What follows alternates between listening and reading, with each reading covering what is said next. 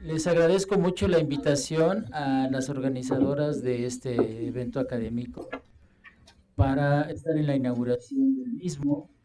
Me presento con ustedes, mi nombre es Prócoro Millán Benítez, soy jefe de la División de Estudios Profesionales y me han honrado con la invitación para hacer la inauguración de este evento.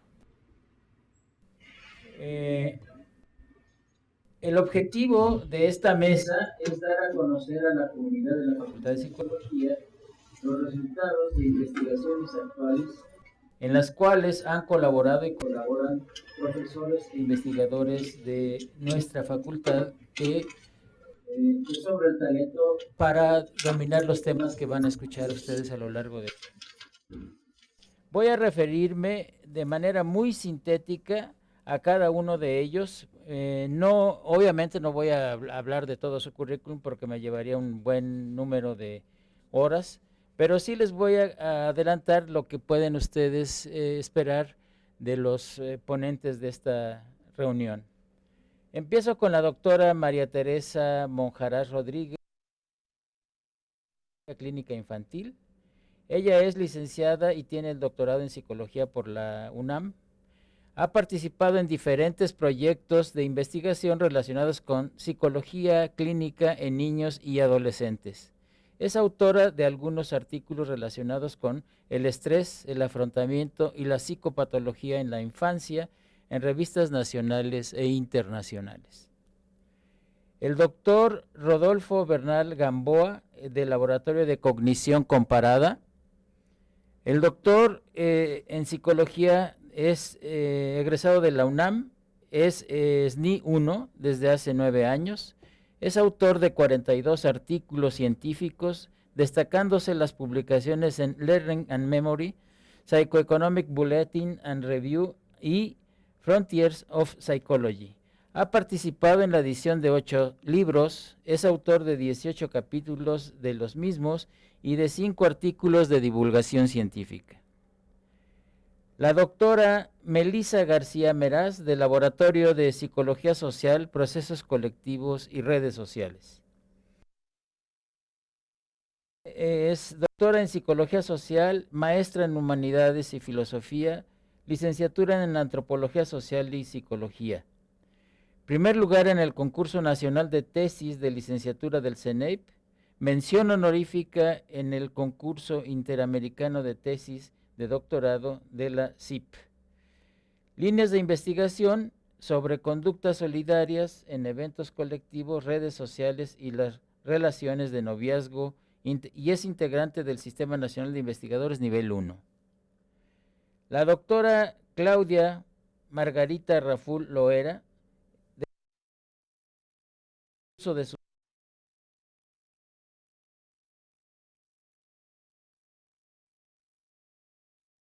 de sustancias y tiene el doctorado en salud pública. Su interés es generar evidencias para mejorar las políticas públicas relacionadas con el acceso a servicios de las personas que consumen sustancias. Actualmente trabaja en un modelo basado en la comunidad de reducción de riesgos y daños para personas que consumen estimulantes. Le interesa la investigación interdisciplinaria y fomentar el abordaje de la salud centrada en la persona.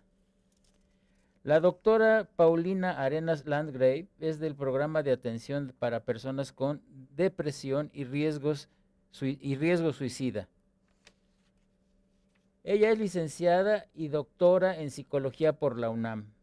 Es psicoterapeuta certificada en DBT, miembro del Sistema Nacional de Investigadores Nivel 1. Sus líneas de investigación están dirigidas a la promoción de la salud mental, prevención del suicidio en el ámbito clínico comunitario. Es responsable académica del Centro Comunitario de Atención Psicológica Los Volcanes y el PADIRS. Bueno, por último, pero no al último, el doctor Isaac González Santoyo del Laboratorio de Neuroecología Cognitiva. Él es biólogo por la Universidad Michoacana de San Nicolás de Hidalgo y doctor en Ciencias Biomédicas por la UNAM. Realizó 2 postdoctorados, uno en el Departamento de Antropología de la Universidad de Pensilvania y el otro en la Facultad de Psicología de la UNAM. Es miembro del SNI Nivel 1 desde el año de 2014. Estudia el efecto de los estilos de vida en las poblaciones humanas sobre el eje microbioma, intestino, cerebro y la ecofisiología de la conducta humana. Como ven, pues hay personas en esta mesa sumamente talentosas y eso es lo que me hace estar aquí con todo gusto y espero que los objetivos y propósitos de la reunión sean exitosas. Les deseo para bien de los asistentes y para bien de la propia facultad que estas experiencias puedan ser reconocidas. Les agradezco a todos su intervención y su invitación a esta reunión.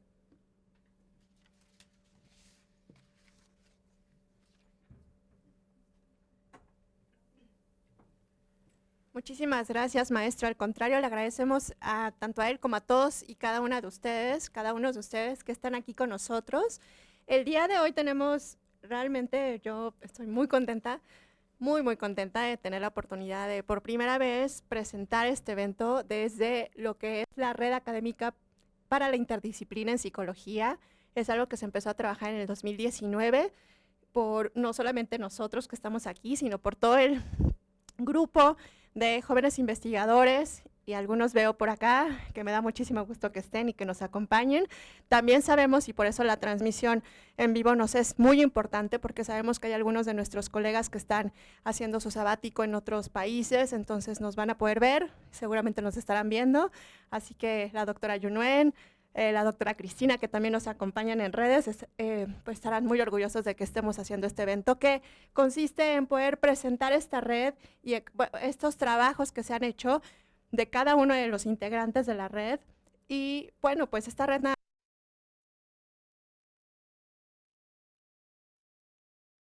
empezábamos a reunir, ¿no? Para ver de qué manera podíamos nosotros ayudar a dar respuesta a la necesidad de tener un nuevo paradigma en la integración de nuevas corrientes en psicología. Esto con el objetivo de solución de grandes problemas nacionales desde diferentes niveles de análisis. Eso es algo muy importante que vemos en la necesidad real, ¿no? De nuestro país y de nuestro mundo. En particular también desde nuestra institución, ¿cómo podemos hacerlo?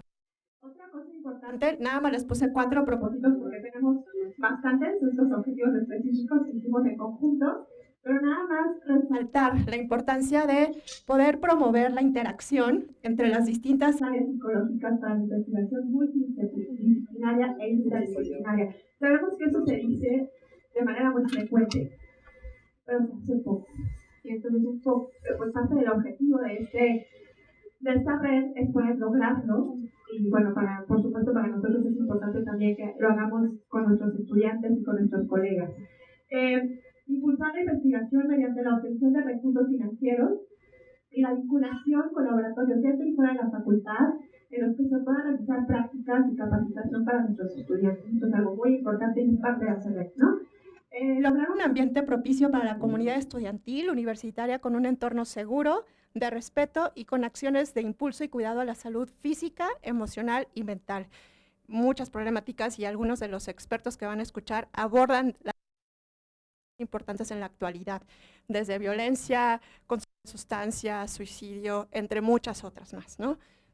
Buscar la transversalización de la perspectiva de género en el plan de estudios, la investigación, la divulgación y convivencia cotidiana entre los distintos sectores de la comunidad universitaria. Es uno de los ejes fundamentales para nuestro trabajo, ¿no? Entre muchos otros. Entonces, para mí es un placer presentarles algunos de los que conforman la red. Ahorita vamos a escuchar el trabajo de 6 de nosotros, pero en realidad somos muchos más y vamos a seguir sumando.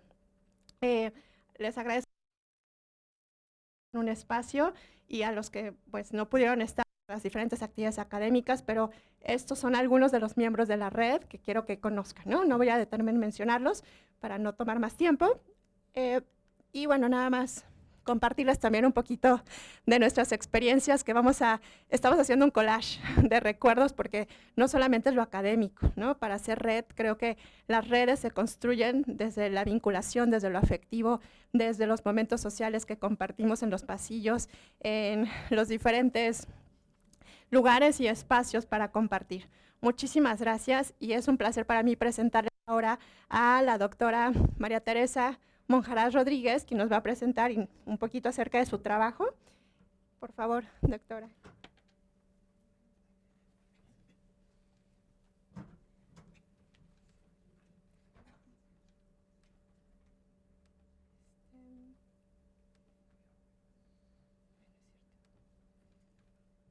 Como la tuya está en PDF. Pero creo que hay que hacerlo.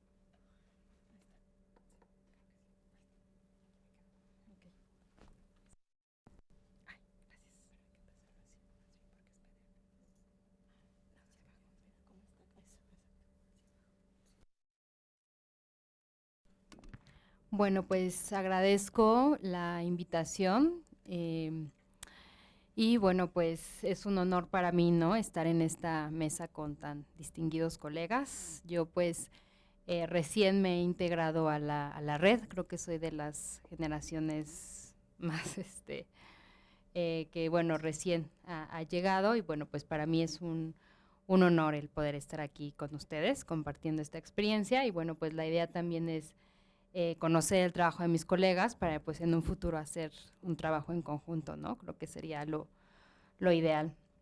Y bueno, pues como ya habían mencionado anteriormente, mi línea de investigación está más dirigida hacia la psicología clínica en niños y el día de hoy les voy a presentar el proyecto que tenemos aprobado para este año y el siguiente año. No sabía yo como que presentar y dije, bueno, pues voy a presentar el proyecto actual, ¿no?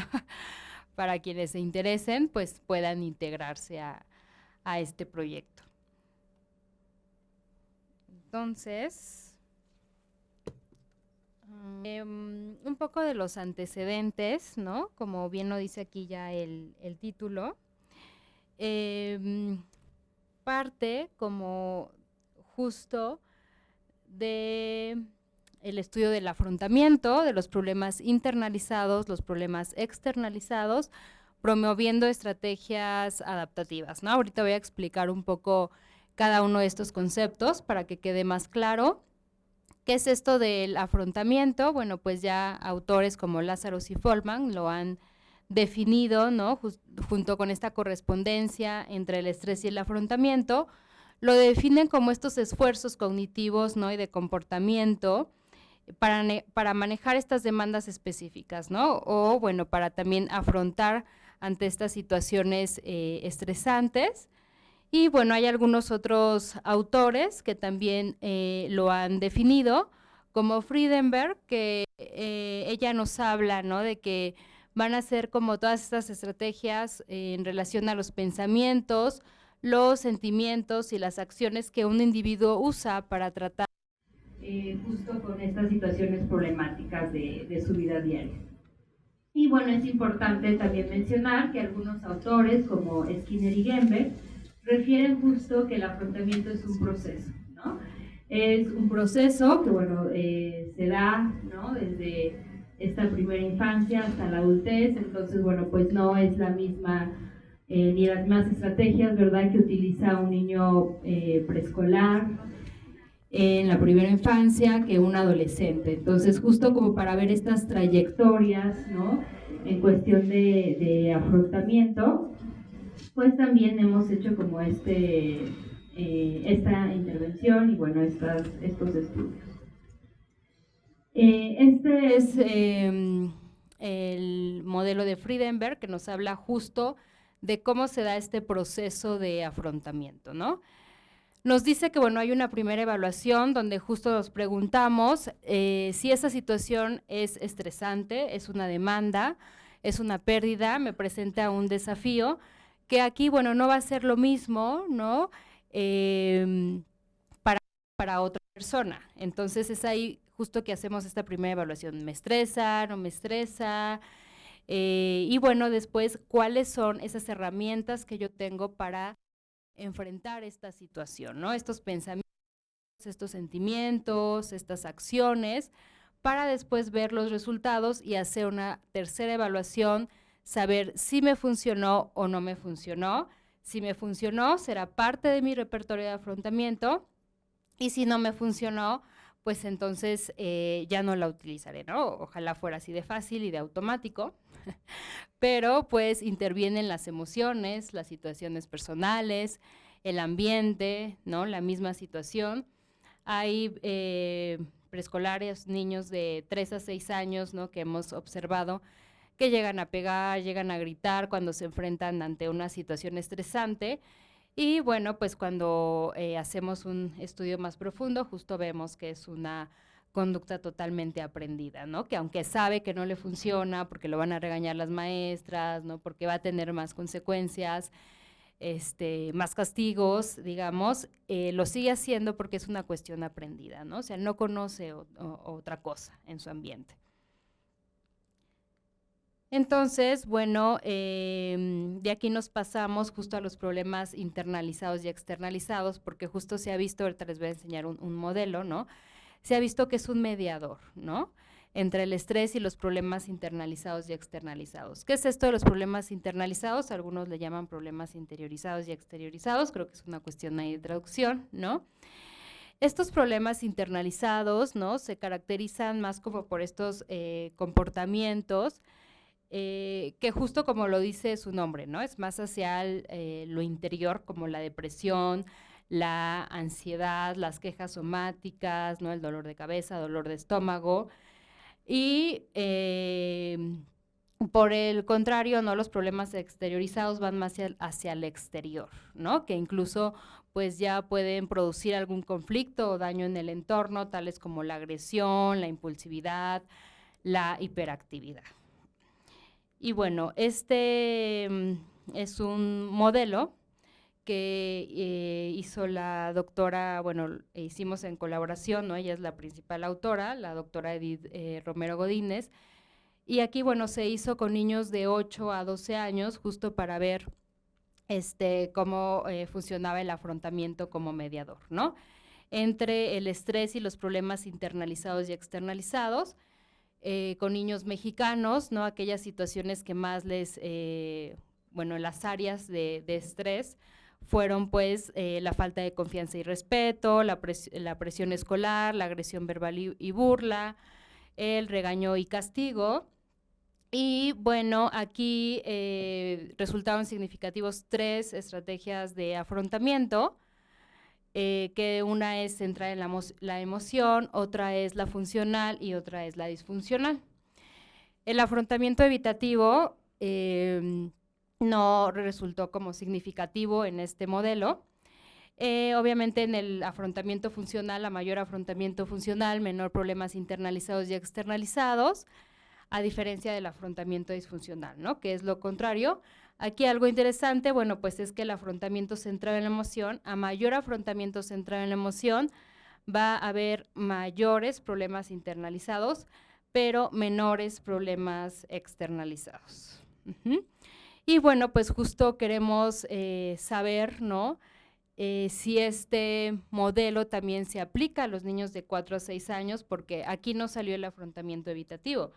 pero lo que hemos encontrado con los niños de 4 a 6 años es que tienden más justo hacia el afrontamiento evitativo y el afrontamiento emocional, ¿no? Entonces sí nos interesa saber, bueno, cuáles son, digamos, ¿no? También los tipos de afrontamiento que están mediando entre el estrés, ¿no? Y los problemas internalizados y externalizados, no solo en la infancia, sino también en la primera infancia. Entonces, bueno, ¿qué hemos encontrado en los preescolares? Sí hemos encontrado estas 4 estrategias de afrontamiento. El disfuncional más en relación al pegar, al gritar, ¿no? A aventar objetos, a papá, mamá, a los maestros. El emocional, llorar, enojarse, tener miedo, y el evitativo, pues el no hacer nada, ¿no? El irse a su cuarto. Y bueno, como parte un poco también de la justificación de hacer esta intervención, pues es justo pues esta pandemia a la que nos enfrentamos, ¿no? Hace un año, ¿no? Que justo vemos que sí tuvo cierto impacto en la salud mental de los niños, ¿no? De 0 a 5 años. Aquí hay algunas controversias, hay algunos que dicen que impactó más en la adolescencia, hay otros que dicen que impactó más en la primera infancia. Bueno, pues creo que esto depende un poco del contexto, del país, ¿no? Lo que hay que saber es que sí hubo un impacto. Y bueno, considerando importante justo prevenir, ¿no? Estos problemas internalizados y externalizados, pues la propuesta es hacer como esta intervención universal, ¿no? Dirigida a los niños de principalmente de 4 a 6 años. Y bueno, justo en esta edad, porque sabemos que es una edad donde se sientan estas bases en su desarrollo, ¿no? Tanto físico como psicológico y social. Por eso consideramos pues muy relevante el promover estas habilidades de afrontamiento desde esta primera infancia, ¿no? Que aunque sabemos que tienden más hacia un afrontamiento emocional y evitativo, sí se puede como promover el afrontamiento funcional. Y bueno, pues cuál es, ahorita les voy a mostrar cuál es el objetivo, ¿no? del proyecto. No les puedo mostrar toda la metodología por cuestiones de tiempo, me quedaré solo en el objetivo.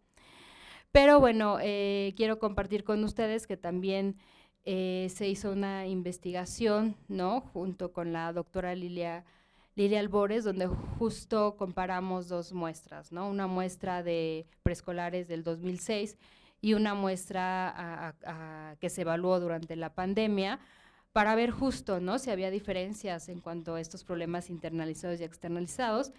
Y sí vimos que, bueno, significativamente, ¿no? Sí hay un incremento en cuestiones de atención, de ansiedad y depresión, ¿no? Aunque los más relevantes fueron la atención y la ansiedad, específicamente en esta edad.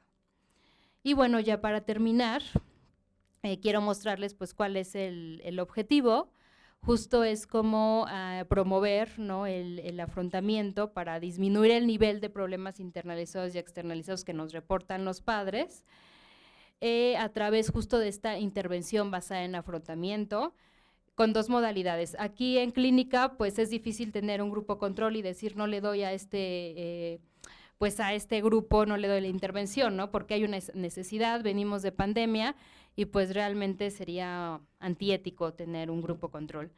Entonces lo que hicimos va a ser 2 modalidades, un grupo de niños, ¿no? La intervención está dirigida a los niños de 8 sesiones, y otro grupo donde también está dirigido a los niños, son 8 sesiones, pero aparte se les da también la intervención a los padres por separado. Y las últimas 4 sesiones trabajan en conjunto como justo para poner en práctica todo lo que han aprendido, ¿no? Entonces, en total, pues en un grupo tenemos 12 sesiones y en otro grupo tenemos 8 sesiones, ¿no? Y bueno, pues ya de la metodología es un poco compleja, ya ahí necesitaría como mucho más tiempo. Entonces, si les interesa participar, ¿no? Pues este es mi correo, con gusto pues recibimos a los alumnos, ¿no? O a también a docentes, ¿no? Son bienvenidos quienes quieran participar a este proyecto. Y bueno, pues aquí hay algunas referencias y por mi parte pues sería todo. Les agradezco mucho su atención.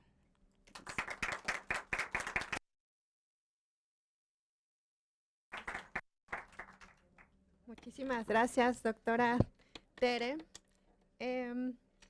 Sabemos que estamos en tiempo, pero si hubiese alguna pregunta, por favor no la olviden, anótenla por ahí y se las podemos hacer al final para que podamos retomar algunos elementos importantes sobre este tema en preescolares. Ahora, por favor, le voy a pedir a la doctora... Ay, perdón, el doctor, sí, Rodolfo Bernal, que nos acompañe. Listo. Ahí está. Ay, no. Bueno, tú manejas Windows mejor que yo. Muchas gracias. Está como... gracias. Hay que ponerlo en presentación. Vale.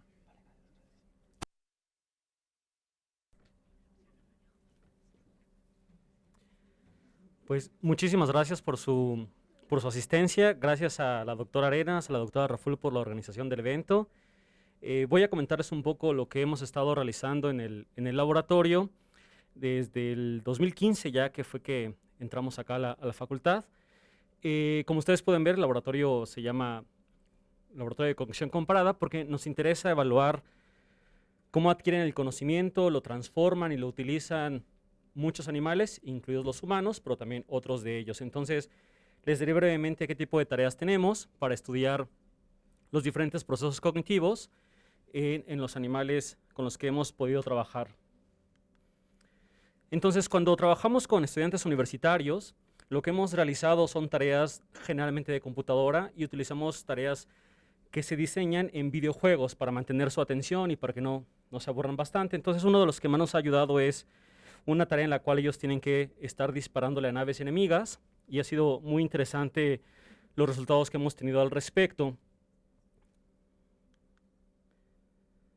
Con ratas hemos trabajado diferentes tareas, pero una de las que hemos estado trabajando en los últimos años tiene que ver con el estudio de sus de estados afectivos.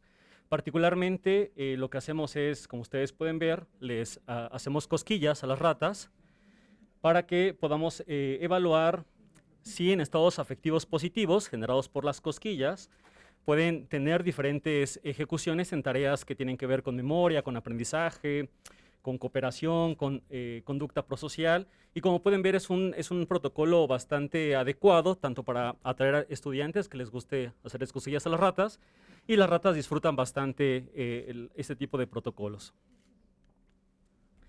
Dentro de esas tareas de situaciones sociales o de conducta social, una de las que más hemos estado trabajando tiene que ver con evaluar cómo otras especies se ayudan entre sí, cómo hay conductas de cooperación, de altruismo, prosocialidad, y tenemos una tarea que creo que espero que se pueda ver el video de este lado. Ahí ya lo pueden ver, ¿verdad? ¿Cierto? Vale, entonces de un lado colocamos por un par de minutos a una rata en agua que no les gusta, pero como ustedes pueden ver, está de pie, no pasa nada. Y de otro lado ponemos otra rata que en principio tendría que abrir la puerta del lado seco para poder dejar pasar a la rata que está ahí. Y es algo interesante porque lo hemos podido observar sin que haya como tal un entrenamiento o que estén en privación de algo. Entonces es una de las tareas que más hemos estado desarrollando junto con otras para tratar de evaluar los factores involucrados en la conducta de ayuda, en la conducta prosocial en ratas. También hemos trabajado con perros domésticos, cuestiones que tienen que ver con el contagio emocional, con cuestiones también de conducta social.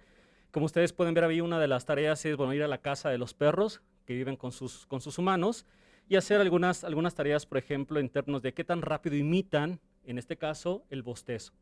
Hacemos diferentes condiciones con bostezo fingido, bostezo real, bostezo con los humanos con los que habitan los perros o con los investigadores, que en este caso serían los humanos desconocidos. También con perros hemos trabajado cuestiones de conducta de imitación, en este caso imitación de juego en los perros, y para ello hemos asistido a diferentes lugares donde los perros juegan y observamos justo cómo tienen voy a regresar.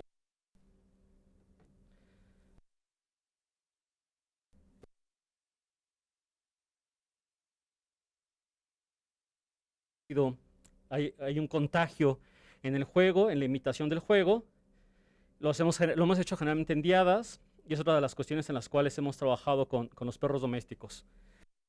Se ha diseñado en el laboratorio un aparato que nos permite evaluar diferentes respuestas y entrenar diferentes respuestas en los perros domésticos. En este caso también asistimos a las casas de los perros por diferentes vías y se hace alguna evaluación que les presentaré. Creo que aquí en el video se puede ver un poco. Entonces, es un aparato que se adapta al tamaño de los perros. Se les da croquetas también para que puedan participar. Voy a adelantar un poco para...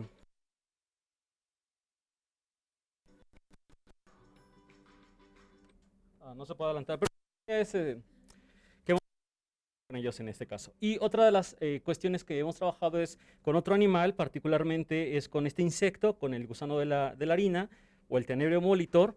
Hemos estado trabajando este insecto, como ustedes pueden ver, tiene diferentes etapas de desarrollo, pasa por la metamorfosis completa, que es uno de los puntos importantes por los cuales nos interesa trabajar con este modelo animal, pero nosotros hasta el momento hemos trabajado con la pupa y en su estado adulto. Entonces hemos desarrollado diferentes tareas, tratando de adaptar tareas para este insecto que son diferentes a las que hemos usado con los mamíferos. Por ejemplo, con la pupa es muy interesante este estado porque durante este estado, que dura aproximadamente unos 5 días, estos animales no hacen nada, no comen, no beben, pero sí aprenden. Y eso es lo que más nos ha interesado al respecto. Queremos evaluar qué tanto aprenden y qué tanto recuerdan en este estado en el cual están a punto de hacer una metamorfosis completa y pasar a adulto, a escarabajo, ¿no? Entonces hemos dado un par de tareas al respecto y aquí les presento una de las tareas que hemos tenido. ¿No?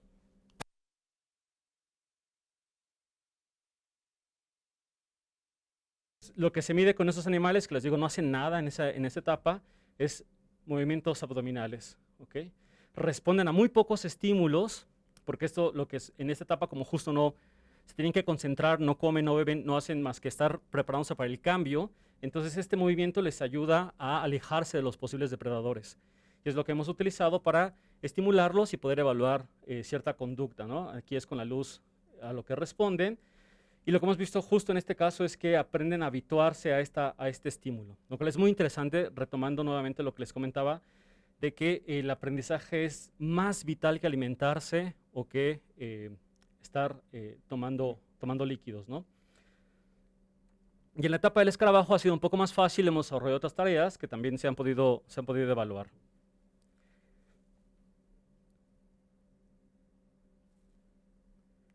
Okay, ahí pueden ver que cada vez responde menos. Y esto lo hemos podido hacer en el laboratorio gracias a la gente que ha participado. Hemos tenido bastante participación con gente de la Universidad de Córdoba, de España, con gente de Alemania, de la Universidad de Marburg, diferentes laboratorios de la universidad. Aquí podemos ver algunos de los alumnos de doctorado con los cuales hemos trabajado bastante para presentar diferentes resultados que pudimos ver en la presentación, y con los colaboradores que se encuentran, por ejemplo, el doctor Matías Gámez en la Universidad de Córdoba, el doctor Metin Ungor de Marburg en Alemania, el doctor Javier Nieto, la doctora Tere Almazán de la Universidad de la Facultad, y del doctor Javier Vila también de la universidad, pero de la sede de Iztacala. Y entonces, en realidad, nosotros hemos estado tratando de expandir las especies con las que trabajamos, tratar de hacer comparaciones, ver dónde hay diferencias, dónde hay similitudes, que de hecho hemos encontrado más similitudes de las esperadas, incluso en los insectos. Y la idea es seguir aumentando las especies, las tareas y poder contribuir en términos de cómo el conocimiento no es exclusivo de una sola especie y es vital para el desarrollo de diferentes capacidades, diferentes habilidades, y de tener un poco más de conocimiento y llevar el trabajo psicológico incluso a otras disciplinas. Muchísimas gracias.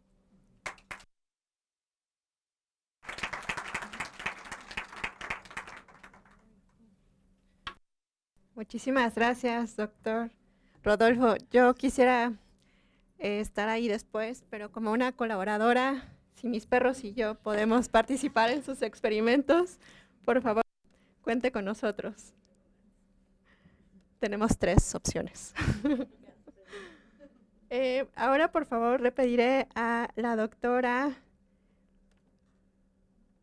Melissa, por favor, que nos acompañe por acá. Ya está lista su presentación. Ay, ¿por qué no me sale? 10 minutos, ¿no? Sí, creo que vamos muy bien en tiempo, entonces igual, si alguien quisiera una pregunta para el doctor Rodolfo, si la tuvieran, ¿alguien? ¿No? ¿Nadie? Igual, anótalas, por favor, para... ¿Alex? No, ahorita las anoto. ¿Sí? ¿Seguro? Yo digo porque estamos muy bien. Listo. Vamos bien.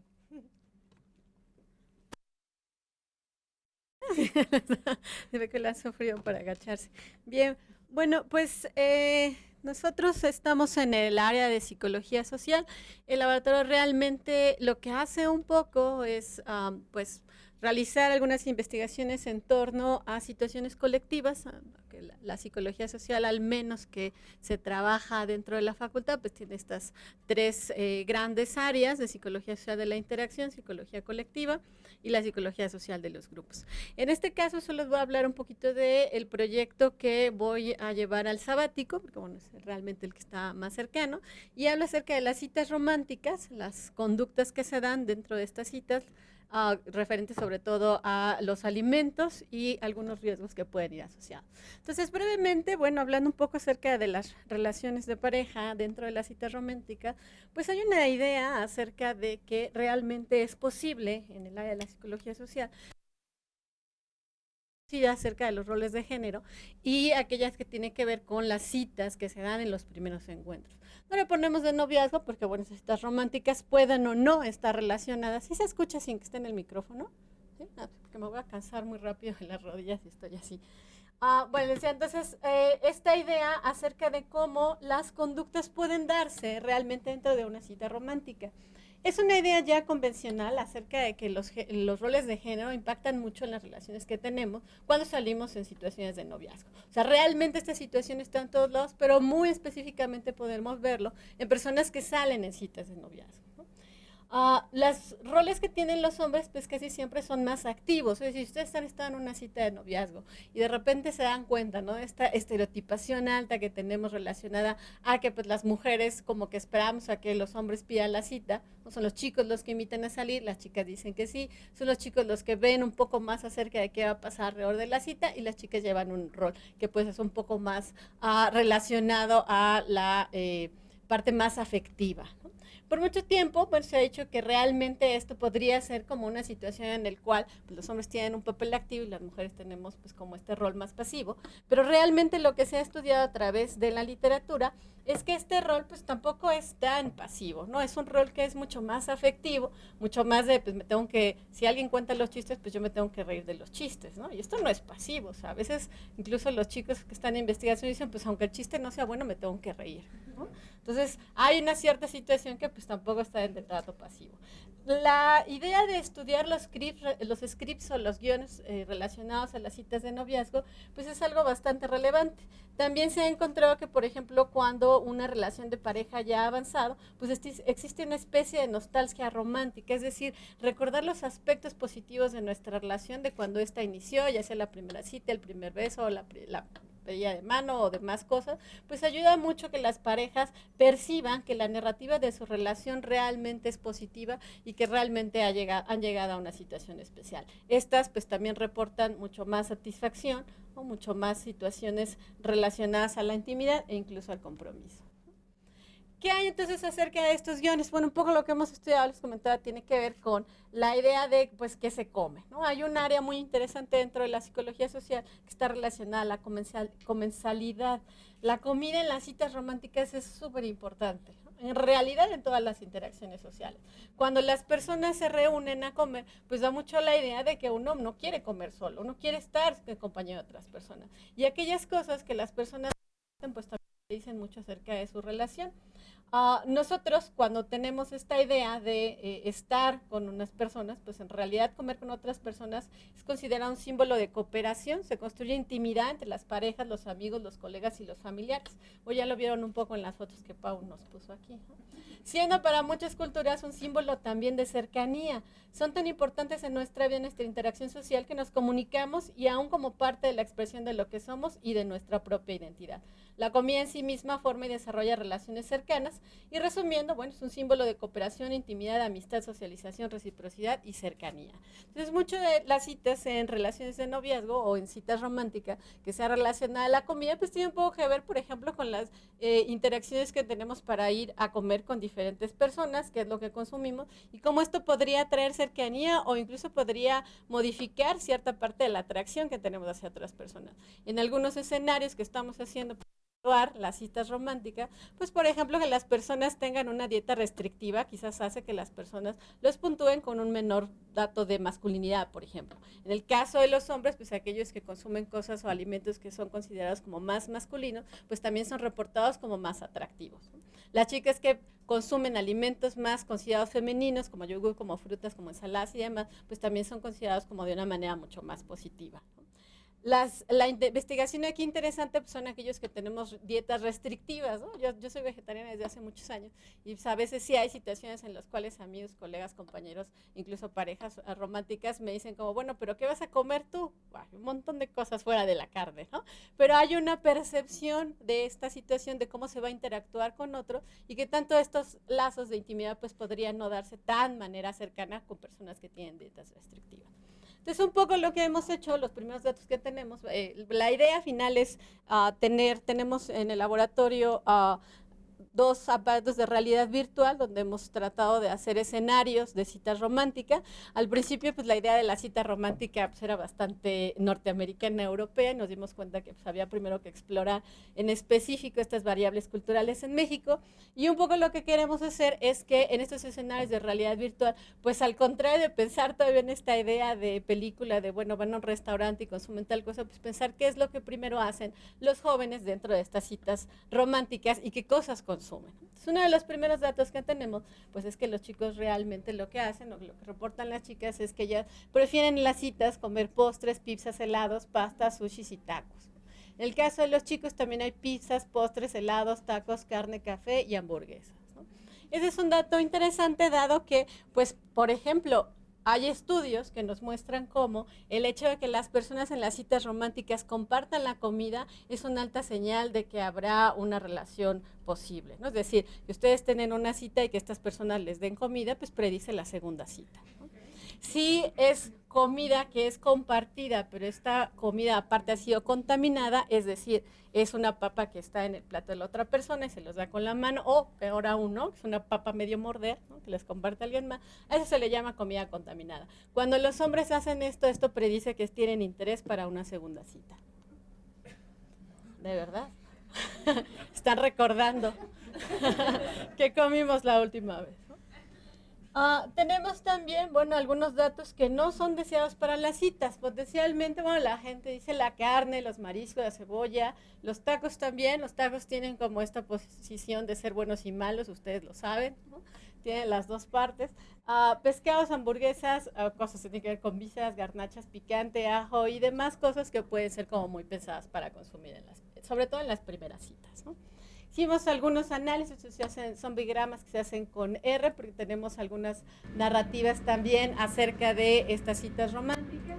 Y bueno, lo que sabemos hasta ahora es algo interesante en México, que no se encuentra en otra literatura del país, es que la comida es importante no solo porque les guste, sino porque la gente también disfruta, puede conversar, puede tener una cercanía con las otras personas, ¿no? Me parece que es algo altamente relevante en estas citas.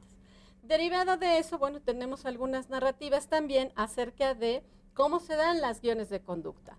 La idea principal de muchos autores es que, dado que nosotros tenemos como una especie de script, una especie de guión que sabemos de cómo ejecutar ciertas conductas, los scripts son muy variados. Tenemos, por ejemplo, scripts para asistir a las universidades, no sabemos a qué hora tenemos que llegar, no nos tenemos que sentar, que tenemos que, todo como el guión que tenemos que ejecutar, ¿no? En este caso, bueno, pues también existe para las chicas y los chicos que salen en citas románticas. Los que les preguntamos, estos solo son los resultados de las chicas, porque sabía que iba a ser como demasiado. Pues algo que es interesante es que en general los estudios en Estados Unidos, en Europa y en Japón, que es donde hemos encontrado literatura, pues realmente los roles a veces se limitan como a 5 o 6. Es decir, de todas las narrativas, sacamos los cosas o las acciones que estén relacionadas a verbos y al menos que estén en 25% de los resultados se considera como un script o como un guión. En estos países solamente hay 5, en nosotros estamos encontrando alrededor de 23 en cada una de las narrativas, lo cual nos dice que es bastante consistente, ¿no? Es interesante porque a pesar de que nosotros pensamos que somos muy innovadores y que todo el tiempo estamos haciendo cosas diferentes, pues resulta que nuestra estereotipación dentro de las citas de noviazgo pues, o románticas también es bastante alta, ¿no? En general las chicas, en este caso, pues dicen que los chicos son los que invitan a salir, son los que van por ellas y las regresan a su casa, también son los que pagan, aunque un poco menos, ¿no? Ahí, no, ya sé que parece TikTok, ¿no? ¿Quién paga la cuenta? Pero hay una investigación ahí interesante de qué percepción se tiene de las personas cuando se ofrece uno pagar y el otro dice, no, mejor la siguiente y demás, ¿no? Ese tipo de cosas. Esas son primeras citas. Las segundas, terceras, cuartas citas son menos estereotipadas, ¿no? Las chicas, bueno, reportan más sentimientos positivos acerca de la cita, también son las encargadas de aceptar la invitación y lo que es interesante son los guiones que son compartidos, esos que tienen que decidir qué hacer, encontrarse en un punto medio, platicar, ir a algún evento, casi siempre se van a una plaza, a un cine, comer, que es bastante importante en casi todas las citas, nadie no come en una cita, debo decir, flirtear, reír, participar en contacto físico, agitar la mano y decir adiós, ¿no? Es así que tenemos que, pues es mucho más común que los chicos inviten a salir a las chicas aceptan, ambos deciden qué hacer, los chicos van por ella y la regresan a su casa, ambos platican, van a un lugar o evento, principalmente el cine, deciden cómo pagar, cada quien lo suyo, o las chicas pagan una parte proporcional. La comida es fundamental, nuestros participantes ríen y participan en contacto físico, viajan en transporte público, caminan, y caminan mucho, compran cosas, sobre todo cosas que tienen que ver con cositas que se encuentran en la plaza o en los parques. Se envían muchos mensajes por WhatsApp, por Instagram o por Facebook, se sientan en una banca o en el pasto, juegan y se despiden, ¿no? Lo cual es relevante porque lo que queremos hacer en la realidad virtual pues es hacer esta cita que pues es mucho más, vamos, mexicana y mucho más de estas participantes de la Ciudad de México que son los que estamos investigando, ¿no? A mí sí me sorprendió mucho esto de sentarse en una banca o sentarse en el pasto. Muchísima gente hace eso en las primeras citas, ¿no? Tenemos entonces también, creo que ya me tardé, ¿verdad? ¿No?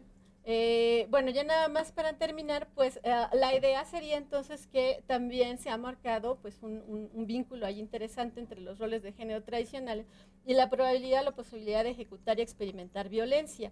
¿Qué quiere decir esto? Que las personas también cuando somos en extremo tradicionalistas y nos dejamos llevar por los guiones de conducta, pues también puede llegar un momento en el que seamos víctimas de una situación que puede ser de coacción. Si nosotros vamos de una manera muy tradicional a una cita y esperamos al que el chico nos invite, él pague, nos diga dónde ir y plantee toda la parte activa de la situación, cuando nos pida una cosa que quizás no deseamos hacer, pues muchas de las chicas podrían decir que sí por la presión de que han aceptado todas las demás cosas, ¿no? Entonces hay una extensa literatura, tenemos algunas escalas ya validadas acerca de cómo los roles tradicionales podrían impactar en situaciones. Esta escala es muy rápida, no voy a hablar mucho de ella, es la escala de roles masculinos dentro de las citas, esta es de las chicas, que está relacionada a toda esta situación. Hay un área también interesante de la sexualidad y cómo esta podría estar relacionada a actitudes que justifican el abuso, ¿no? Entre más yo ejecuto estos roles muy tradicionales, pues también espero que las actitudes que tengo hacia las situaciones como de abuso y control, pues son como mucho más sostenibles, ¿no? Los scripts no solo se ven reflejados, podemos tener scripts en muchos casos, ¿no? Nosotros tenemos en mucho ideales acerca de cómo deben ser las relaciones. Si nosotros percibimos también a las mujeres con esta situación mucho más responsiva, pues tenemos también algunas situaciones que podrían generar conflicto. También tenemos situaciones en las cuales, bueno, se puede pensar que esta persona cual salimos en citas, pues es altamente idealizada, ¿no? Estamos pensando en cómo esta persona debería de proponer ciertas cosas y no como los segundos o terceros scripts que ya son como mucho más platicados, ¿no? Mucho más dialogados entre la pareja. Tenemos también, bueno, la idea que tenemos dentro de los scripts, ahorita solo les presenté el de las mujeres en la primera cita, pero también tenemos scripts para segundas citas, para citas idealizadas, en el caso de hombres y mujeres heterosexuales y hombres y mujeres de la comunidad LGBT, donde hay una línea de investigación interesante para ver qué tanto estas personas también modifican esta serie de scripts. Y bueno, la idea también es, les decía, pasarlo a la realidad virtual, ya con un escenario muy específico, donde pues probablemente haya pasto y la gente se siente en una banca a platicar, porque parece que es lo que hacen en la cita, y modificando algunas cosas de la realidad virtual, como por ejemplo las características físicas que tiene la persona. En algunos escenarios lo que hacemos es que un participante entra y el otro es un avatar de la realidad virtual que estamos controlando, entonces esta persona se comporta de manera estereotipada a los roles de género y en otro es una persona que no se comporta de manera estereotipada, para ver la evaluación de la persona acerca de esta cita virtual que está teniendo, ¿no? Los guiones, bueno, también pueden ser sexuales, tenemos también estas interacciones sociales que se dan, tenemos también guiones de seducción que son predecibles y secuencias de eventos, bueno, ahora tenemos todas estas.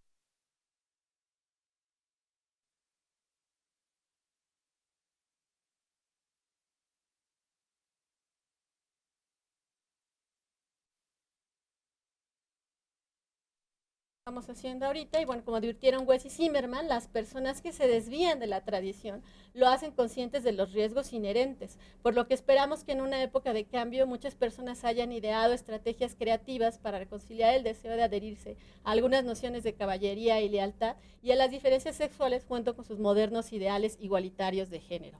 El correo para cualquier comunicación. Gracias.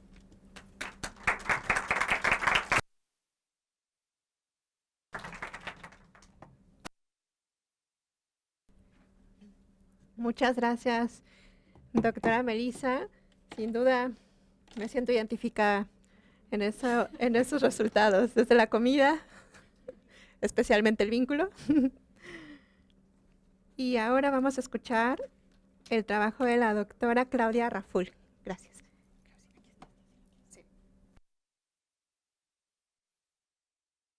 Voy a poner el tiempo en caso de que me emocione. Bueno, yo creo que en este no te vas a identificar tanto. No tienes que compartirnos si lo haces. Bueno, yo les voy a hablar de la investigación que estamos haciendo ahorita como parte de los proyectos PAPIT. Está relacionada con la reducción de riesgos y daños para personas que consumen estimulantes en la Ciudad de México. Esto empezó bueno, lo diseñamos en 2019 sin saber lo que se nos venía. Entonces, originalmente era un estudio epidemiológico con una muestra representativa, aleatoria, ¿no? Como debería ser un estudio epidemiológico, pues lo más serio posible. Pero pues no lo pudimos llevar a cabo así porque 2020 fue cuando empezamos a hacer el estudio y pues no podíamos salir. Entonces, eso hizo que tuviéramos que cambiar la metodología y el tipo de muestreo. Entonces, por el tipo de muestreo, tuvimos que hacer una bola de nieve, que es pues invitar a gente que empieza, bueno, esto era específicamente consumo de cristal, invitamos a gente que consumía cristal y ellos invitaban a otras personas que consumían cristal a contestar nuestra encuesta en línea, todo en internet. Originalmente teníamos un flyer que era como mucho más aburrido, pero empezamos a ver que llamaba la atención con los emojis que sí estaban usando las mismas personas de la comunidad que consumía sustancias. Entonces, por ejemplo, estos diamantitos pues son emojis que se utilizan para identificar a las personas, identificarse las personas entre sí que consumen cristal, por ejemplo. Y los colores pues son como de muchas organizaciones de la diversidad sexual que están utilizando pues como este tipo de pues como de templates de Instagram, ¿no? Al ser una muestra no representativa y bola de nieve, pues de repente la bola de nieve se nos fue yendo más hacia la comunidad de hombres que tienen sexo con hombres. Esto me es importante reconocerlo, pues porque la mayoría de los datos que vamos a tener son de hombres que se identifican como hombres gays. No era la intención del estudio, era, como les dije, yo especialmente buscaba más a las mujeres consumidoras porque es mucho más difícil llegar a ellas. Y efectivamente fue súper difícil llegar a ellas, ¿no? Entonces, el resto de los datos que les voy a enseñar es más de los 175 hombres que participaron. La encuesta era bastante larga, era acerca de los patrones de consumo, historias de consumo de otras sustancias, salud mental, interacciones con la ley. Esto también relacionado con las mismas preguntas de investigación que estaban desarrollando los tesistas de licenciatura que empezaron a unirse al estudio. El criterio de inclusión era pues muy básico, nada más era que fueran mayores de edad, que vivieran en la Ciudad de México o en el área metropolitana, que hubieran consumido cristal en los últimos 3 meses y que no estuvieran en tratamiento por consumo de sustancias en ese momento. Muchos de los estudios que se hacen de consumo de sustancias pues son con personas en tratamiento y eso ya sesga mucho la información porque la mayoría de las personas no acuden a tratamiento. Entonces, con estos datos empezaron a salir en esta parte cuantitativa información acerca del consumo sexualizado de las sustancias. Entonces, teníamos, bueno, en la literatura internacional ya se sabía que hay mucho consumo de cristal en población de la diversidad sexual en este entorno sexualizado, ¿no? Sobre todo entre los hombres. Entonces, esta pregunta se convirtió en una de nuestras principales variables, ¿no? El uso de metanfetaminas antes o durante las relaciones sexuales. Y pues vemos que sí hay como una distribución bastante decente de las proporciones, ¿no? en estas categorías. Por otro lado, otros de los hallazgos que tuvimos, que esto también tiene que ver con el sesgo de la muestra no representativa, pues es que la mitad vivían con un diagnóstico de VIH.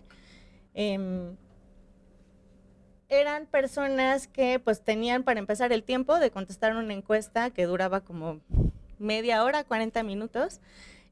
Tenían un nivel sociodemográfico medio alto. Por ejemplo, las categorías que utilizamos para medir el ingreso, pues no nos funcionaron porque utilicé las categorías que usa INEGI y pues me salían todos que eran como de clase social alta, aunque en realidad no lo sean, ¿no? Pero la distribución no iba hacia abajo. La mayoría tenía licenciatura, o sea, era una muestra como muy educada y que generalmente estaba también buscando atención en salud. Por otro lado, también encontramos que sí había un impacto importante del estigma de vivir con VIH en la adherencia a tratamiento de VIH y que sí estaba afectando el consumo de estimulantes. Entonces, recordemos que toda la muestra consumía estimulantes, pero entre más consumían, pues era mayor el impacto a la adherencia. Había poca búsqueda de atención de salud mental, y había una percepción alta del riesgo del consumo de cristal. Y esto va un poco como en el sentido contrario a muchas teorías que dicen que la gente consume sustancias porque cree que son inocuas, ¿no? Que no hacen nada. Y pues acá no era tal el sentido.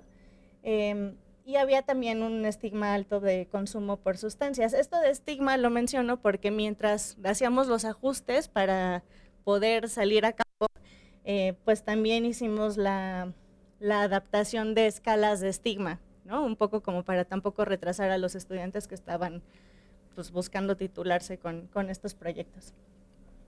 A la par que estábamos haciendo esto, empezamos a trabajar también con organizaciones de la diversidad sexual para ver cuáles eran las inquietudes que tenían relacionadas con este consumo. Y muchas nos decían que no tenían, originalmente no buscaban atender problemas de salud mental, sino cuestiones más como de salud sexual, pero les estaba llegando el problema, así decían, del consumo de cristal. Entonces, a través de estas organizaciones también pudimos hacer entrevistas a profundidad con personas que ya habían contestado la encuesta.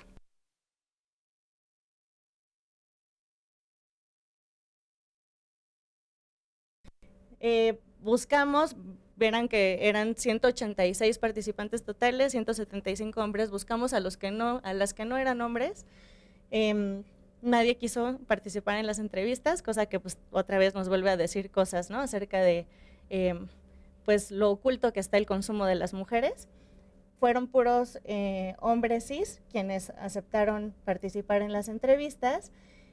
Y acá nos mencionaban algunas de las barreras de atención a salud, principalmente la homofobia que percibían por parte del personal de salud, sobre todo cuando buscaban hablar de sus consumos, dado que mucho era en este contexto sexual, pues veían muy limitante el que las personas a quien se acercaban pues juzgaban sus consumos, ¿no? Porque pues tenían que ver con prácticas sexuales. Veían limitaciones en los tratamientos que están basados en la abstinencia. Había una falta de entendimiento de este tipo de consumos y había una brecha cultural, ¿no? Entre las personas usuarias y quienes daban la atención. Casi no hay información acerca de cómo atender esto, que en la literatura se conoce como chemsex. No hay guías de tratamiento en muchos países, en México claro que no lo hay. Entonces lo que hicimos fue dar ese siguiente paso y hacer un diseño de esta intervención que sí estuviera basada en las inquietudes de la comunidad y también desde una perspectiva de reducción de riesgos y daños. O sea, que no fuera basada en la abstinencia, porque ya sabemos que las personas saben que consumir cristal es riesgoso para su salud. Por otro lado, pues no están buscando dejar de consumir, pero sí están diciendo que tienen una necesidad de atender problemas de salud mental, y entre que no se animan a hacerlo y cuando lo hacen, pues reciben un maltrato. Entonces, desde un enfoque de salud que también es no punitivista, generamos el contenido de, bueno, aquí dice sesiones, pero justo estamos en ese proceso estas semanas. No van a ser sesiones, van a ser módulos, porque como es basado en la comunidad, pues mandamos un correo preguntando qué es lo más viable para las personas, ¿no? Porque este proyecto es acerca de la factibilidad y aceptabilidad de la intervención. Entonces, las personas, aunque tienen consumos muy problemáticos, tienen un trabajo formal que no pueden estar yendo a distintas sesiones, ¿no? Como ir y venir, pues es súper complicado para quienes estamos aquí, pues también para otras personas, ¿no? Entonces, lo que decidieron fue que se hicieran 3 módulos en un solo día, en lugar de 3 sesiones distintas. Eso nos ayuda porque pues sabemos que entre más sesiones haya, pues menos va regresando la gente, entonces por un lado pues eso lo puede hacer más factible. Y los contenidos que tenemos son acerca de, básicamente es como antes, durante y después del consumo, cómo las personas se pueden cuidar. Entonces vamos a iniciar el pilotaje este 10 de junio. Y en las sesiones les vamos a explicar cosas que están relacionadas con el consumo que, dada los antecedentes del proyecto pasado, sabemos que posiblemente no conocen y las maneras en las que se pueden cuidar más. Entonces, por ejemplo, este es un folleto que vamos a entregar en el que se cruzan los efectos y las combinaciones del policonsumo de sustancias y decir cuáles son más riesgosas que otras y cuáles pueden ser mortales. Es una intervención que está enfocada para población de hombres que tienen sexo con hombres, que practican chemsex, este consumo sexualizado, y lo estamos abriendo a consumo de estimulantes, no nada más de cristal. Parte de la información que damos, por ejemplo, es acerca de sus cuidados financieros, ¿no? Por ejemplo, mucho de lo que comentaban en las entrevistas era que se arrepentían de haber gastado tanto en una sesión de consumo, ¿no? Entonces, como esta parte como del autocontrol y de la conducta planeada para que puedan tener pues menos riesgos, porque además también se pueden vivir muchos riesgos en estos entornos de consumo. Entonces, lo que va a seguir después de estas sesiones, esta sesión del 10 de junio y luego seguramente tendremos otra con algún otro grupo, va a ser adecuar la intervención. O sea, principalmente lo que queremos es sí saber qué piensan, qué les parece útil, qué les parece nuevo, distinto, y después, claro, que tenemos que ver si sirve o no, ¿no? Entonces tenemos que evaluar la efectividad ya con otro grupo, que no sean el grupo del pilotaje.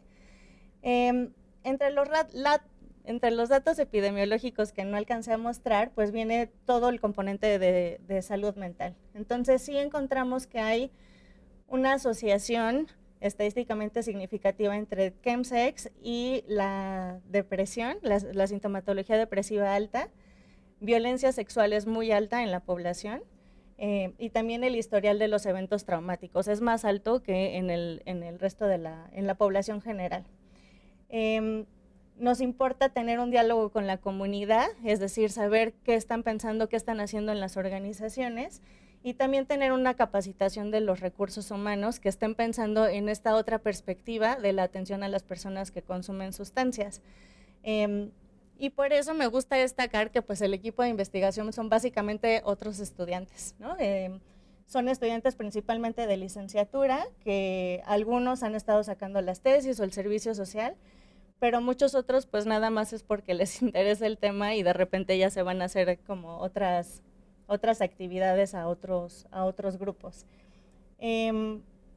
Ya por último, nada más quiero mostrar, cuando digo las organizaciones de la sociedad civil, pues sí son bastantes, ¿no? Entonces, sin el apoyo de las comunidades es bien difícil hacer este tipo de trabajo, porque son comunidades que se consideran como poblaciones ocultas, y pues no es que sean ocultas, sino que generalmente no llegan a la universidad o a donde estamos, sino que nosotros somos quienes nos tenemos que acercar a las puertas en donde nos están básicamente esperando y pidiendo que hagamos algo al respecto.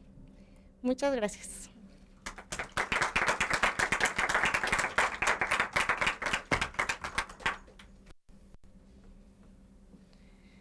Bueno, yo la presento.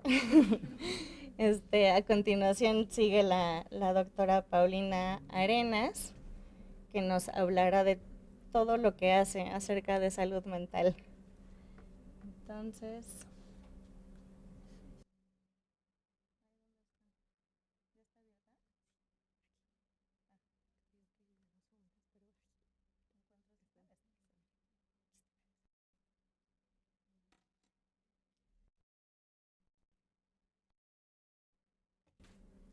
Muchísimas gracias, Clau. Identificar información sumamente útil, y algo que a mí me gustó, con lo que sí me sentí identificada, es con el trabajo en comunidad, de lo que voy a platicarles yo. También voy a poner mi cronómetro porque sí me emociono luego. Y muchas cosas que platicar, pero bien, ¿cuál es el trabajo que hemos hecho a lo largo de este tiempo? Y agradezco mucho a quienes nos acompañan, incluso del proyecto, que son creo que la mayoría, y de otras instancias. Hablo así porque yo estoy segura que no tengo la voz de Meli, entonces no me escucharán muy bien, así que para evitar que no se escuche por alguna razón, mejor me quedo aquí cerca del micrófono. PADIRS, sé que les cuesta trabajo pronunciar a algunos, ya lo veíamos con el maestro Millán, pero es normal porque yo sé que es un nombre poco común, ¿no? Nos da ciertas ventajas que no sea tan común. Y les quiero comentar un poquito de la historia de cómo es que surgió, ¿no? Eso es lo que quiero compartirles, porque este es un programa que le nombramos Programa de Atención para Personas con Depresión y Riesgo Suicida. La madrina del nombre es la maestra Beatriz Macouset, que es una supervisora en volcanes, una amiga y colega también, quien nos ayudó a darle un poco de sentido, porque nosotros le platicábamos qué es lo que estábamos haciendo, y ella nos decía, a ver, pero ¿cómo? Otra vez, ¿no? Díganme qué es lo que está intentando hacer, y programa, y entonces dijo, pues PADIRS, ¿no? Entonces de ahí surge el nombre. Este proyecto, así como lo veíamos también con mis colegas, y que es algo que compartimos como jóvenes investigadores, nace y surge tanto de la necesidad de la comunidad por un lado, pero también se ha podido desarrollar gracias al apoyo financiado de algunos proyectos que hemos tenido.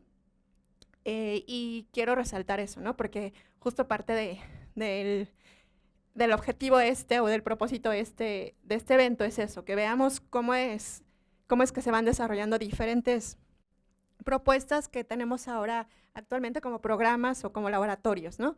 En el 2016, este interés más recientemente en la primera generación de los hijas, que estábamos ahí como quemándonos las pestañas viendo qué íbamos a hacer cuando se nos exigía tener un proyecto de investigación. No era tanto mi interés, la verdad, trabajar con el tema de suicidio. Este es un tema que no ha sido mi tema, no empezó siendo mi tema de interés. Mi tema era la resiliencia y bueno, el suicidio se acompañó por los eventos altamente estresantes asociados con este riesgo que necesitamos evaluar para hablar de resiliencia. Y yo creo que la resiliencia, más que estudiarla, porque la he estudiado, sí, por varios años, pero la he vivido más, ¿no? Y eso es parte también de lo que vamos a ver ahora. Y entonces, con base en este proyecto que íbamos a escuelas, a la comunidad de escuelas secundarias, empezamos a identificar que había muchos adolescentes que tenían comportamiento suicida, principalmente ideación y autolesiones. En ese momento, en el 2016, estaban también algunos de los que en ese entonces eran mis estudiantes del PUEP, porque yo empecé a dar clases en el PUEP de intervención clínica en adultos y grupos, y estaban cuestionándome mucho en relación a qué pasaba, ¿no?, con estas intervenciones que íbamos a dar, porque realmente estábamos quedándonos muy limitados. Y nos pusimos a estudiar muchísimo en relación a estos diferentes modelos que estuvieran basados en evidencia clínica. Nos interesaba saber qué es lo que realmente se estaba haciendo que tuviera evidencia clínica. Era muy importante para nosotros ya no aproximarnos desde los modelos que estábamos usando porque nos estaban siendo insuficientes y para nuestra población en particular no estaban funcionando. Entonces, en el 2016 empezamos a estudiar muchísimo, sobre estos modelos, y en el 2017, en la comunidad, en nuestra máxima casa de estudios, también hay muchos problemas de salud mental y un alto riesgo de suicidio. Empezaron a haber más muertes por suicidio y había una preocupación por algunas de las autoridades que justo se acercaban a preguntarnos como qué podíamos hacer desde la Facultad de Psicología para dar respuesta a esta necesidad. Es ahí que empezamos nosotros a plantear el trabajo desde la posvención, que implica ya cuando hubo una muerte por suicidio, qué podemos hacer para prevenir futuras muertes, ¿no? Y empezamos a trabajar desde nuestro rinconcito del sur, que es nuestro querido centro comunitario, Los Volcanes, porque ahí es donde hemos realmente trabajado, nos hemos formado mucho y hemos hecho mucha comunidad. Es un espacio muy pequeño, pero con muchos y grandes corazones que nos permiten hacer y tener el impacto que tenemos. Que no es muy, o sea, en números no es gigante, pero en vidas es sumamente significativo. Entonces empezamos a implementar desde ahí también los modelos, nos formamos y nos certificamos desde el 2016, ¿no? Por eso también cuando se presentaba esto de certificado en terapeutas y certificada en DBT, que es ese DBT, terapia dialéctico-comportamental, para quienes no conocen el término, y estábamos muy interesados en realmente aprender cómo se hacían estos modelos, cuál es el sustento de estos modelos y cómo los podíamos implementar en nuestros espacios. Porque algo que queremos desde la psicología o desde la mirada de la psicología crítica no es solamente adaptar lo que se hace en otros países y usarlo acá. Tenemos expertos en también psicología social que nos ayudan también a orientarnos mucho sobre eso, sino lo que nos interesaba es saber qué es lo que sí está funcionando, porque lo que la investigación también en clínica actual dice, más que modelos de intervención o que corrientes en particular, hay que evaluar los procesos. Y entonces nos interesaba saber cuál es esta aproximación desde estos modelos clínicos con evidencia que nos ayudaban a trabajar con personas con alta disregulación emocional. Eso fue el objetivo de formarnos en estos modelos y logramos primera clínica, eso me parece importante mencionar, en la Ciudad de México, primera clínica comunitaria, porque sí había una clínica desde el 2010, 2013 es una clínica privada que sigue, que se mantiene, muy buena clínica, por cierto, con terapeutas muy buenos, pero primera clínica comunitaria en México, en la Ciudad de México, porque en Aguascalientes también se estaba haciendo en el 2016 algo de esto, pero en Ciudad de México, primera clínica que abordaba desde la terapia comprensiva en DBT, el trabajo con las personas con alta disregulación emocional. Entonces creo que eso es algo muy relevante que gracias pues a la facultad hemos podido lograr. Después, algunos de mis ahora colegas se formaron también en modelos de las terapias contextuales, principalmente desde diplomados, y toda esta formación así ha tenido que ser externa. Ahora estamos viendo con mucho orgullo y gusto que algunos de nuestros estudiantes ya están dando cursos intersemestrales sobre estas terapias, y lo cual es muy positivo porque todo esto ha sido más bien desde lo privado y cuesta mucho dinero también formarse en estas terapias. Entonces, pues ahora estamos trabajando en un modelo, que es el modelo CAMS, para poder trabajar, ¿no?, de manera mucho más focalizada sobre la evaluación y el manejo, y cómo este modelo nos puede ayudar a tener procesos homologados. Entonces, yo más bien les voy a hablar de lo que hemos logrado, así de manera muy puntual, y de lo que seguimos haciendo en el día a día, y no puedo continuar sin antes presentar al equipo, que es un equipo que ha permanecido y que yo agradezco mucho, porque cuando hemos escuchado las barreras, un poco les decía, debo confesar y compartir, que les compartí a mi equipo en el seminario hoy en la mañana, que así como la línea del tiempo que les voy a presentar en relación a los logros que hemos alcanzado, las barreras que se han interpuesto, ¿no? Entonces creo que también hay que considerarlas, porque es lo que nos permite aprender, y por eso les digo que más bien somos estudiosos de vida de la resiliencia. Entonces, este es el equipo que hemos logrado tener aquí. Muchos de ellos están ahora como supervisores, también gracias al apoyo de la facultad, gracias al apoyo de la coordinación de centros, gracias también al apoyo pues de quienes nos han ayudado a dar atención a las personas que lo necesitan, y pues sí necesitamos seguir teniendo. Si no tuviéramos este equipo, la verdad es que no podríamos dar la atención, que siempre sigue siendo limitada para la necesidad tan amplia que hay. Entonces, rápidamente les platico un poquito acerca de cuáles son las acciones de capacitación en las que hemos podido también participar. En el 2019 hubieron, hubo un cuestionamiento muy grande desde la Secretaría de Salud, y específicamente desde la Organización Mundial y Panamericana de la Salud, sobre qué estaba haciendo México en materia de prevención de suicidio. Teníamos el compromiso con la OPS en cuestión de la región, de saber que los países miembros tenían que presentar un plan para el 2020, y estábamos en el 2019, y no se tenía mucho, ¿no? No quiero decir que nada, porque sí hay cosas, sí había cosas, sí, pero lo que había eran esfuerzos desorganizados, desestructurados y sobre todo muy aislados.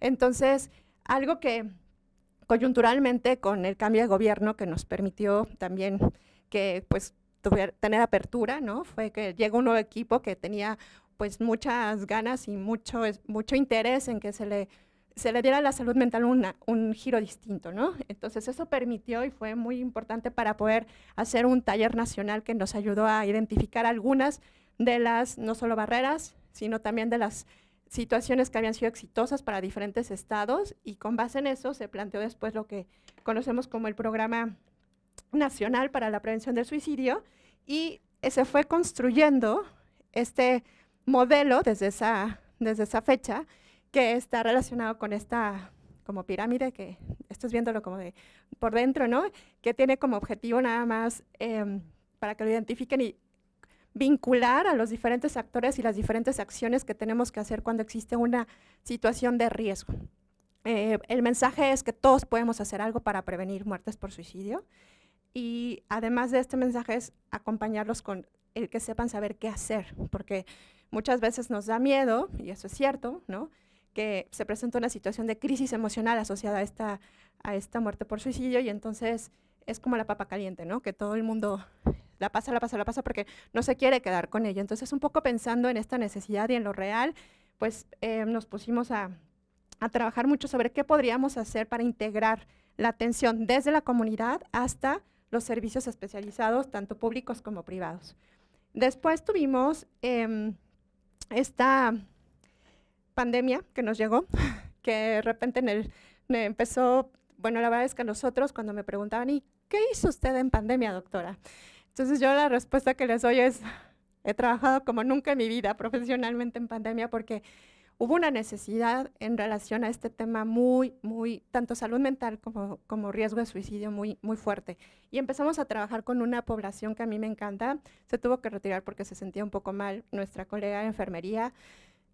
Empezamos a trabajar con los enfermeros en salud mental del ENEO. Fue una experiencia maravillosa que además nos permitió plantear la importancia del trabajo interprofesional supervisado. Esto es algo que no habíamos hecho, al menos nosotros no, con los enfermeros, y la verdad es que sí fue una experiencia que pues permitió establecer los lineamientos para pues diferentes acciones, ¿no? Por ejemplo, después ya derivado de este trabajo que se hizo por 6 meses supervisado, fue una capacitación para los enfermeros de salud mental, nos dijeron, bueno, queremos que nos ayuden a hacer esto, pero más grande, ¿no?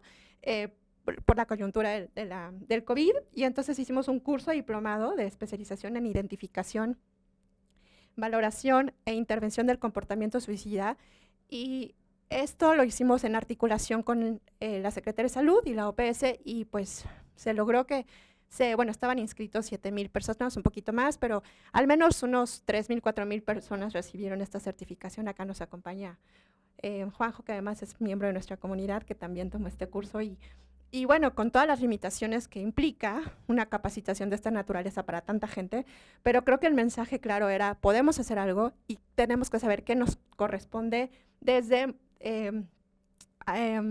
modelos muy puntuales, ¿no? Porque no los íbamos a certificar en ningún tipo de modelo, simplemente en las diferentes acciones que nos conllevaran a la prevención de una manera más efectiva. Posteriormente, estuvimos también trabajando con el equipo de la facultad y con algunos amigos y colegas que también están por acá. En la certificación logramos que la OPS nos becara con 81 personas para que pudieran certificarse en este modelo de evaluación y manejo del comportamiento suicida, y la verdad fue también toda una experiencia porque lo hicimos virtual, todo fue en línea, ¿no? O sea, fueron también años y meses de mucho trabajo en línea, y seguimos trabajando en esto, parte también de, como decía la doctora Meli, de lo que vamos a hacer, bueno, lo que voy a hacer ahora en particular en el año sabático que me toca, es seguir trabajando en este modelo para poder identificar cómo ajustar algunos elementos para nuestra población, ¿no? Posteriormente, después de